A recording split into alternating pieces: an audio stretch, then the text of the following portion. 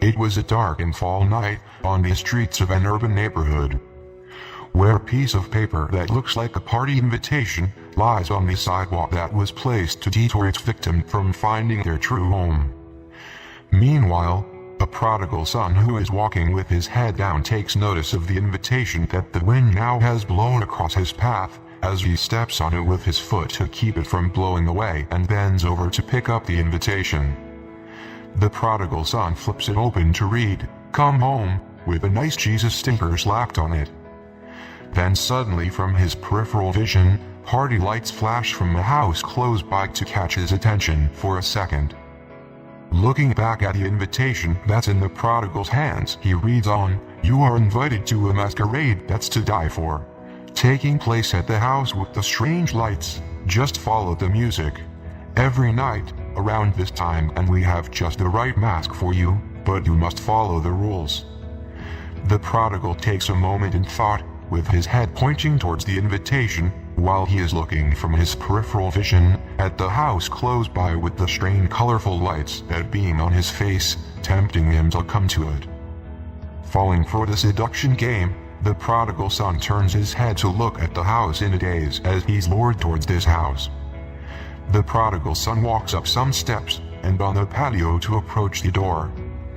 The prodigal's fist then raises to knock, pausing in hesitation as he looks down to see a masquerade mask hanging around the door handle, with the word "gay" written across the forehead of the mask. The prodigal removes it from around the door handle, seeing the word "gay" change to "church kid." The prodigal quickly turns his back away from the door with the mask in hand, deciding whether or not he should go inside the house as he grabs a hold of the cross around his neck. The prodigal now standing in the doorway of the house, as he holds the door open. And what he sees before him is a bunch of college students, with their false identities written across the foreheads of their masks. In shock, the prodigal slowly looks down at the mask that is in his hand as the words on it then change to "religion." Then a thought hits him in his mind: these people have made life a fashion show, flaunting their strengths and hiding their weaknesses.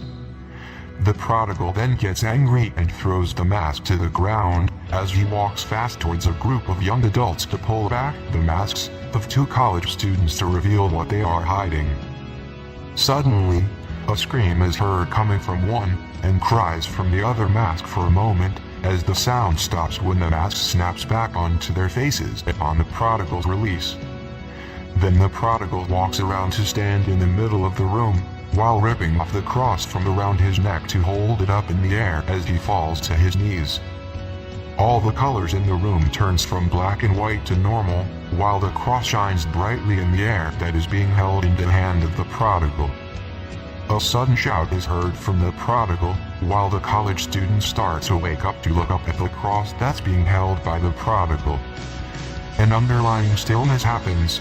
The prodigal stands still and points towards the door, and the college students drop their masks to frantically move around him to exit the house. The prodigal continues to stand still, while pointing with his free hand at the door as the college students run towards it to escape. Then old things passed away to become new, and they all lived happily ever after with many trials as they carried their own cross to follow Jesus.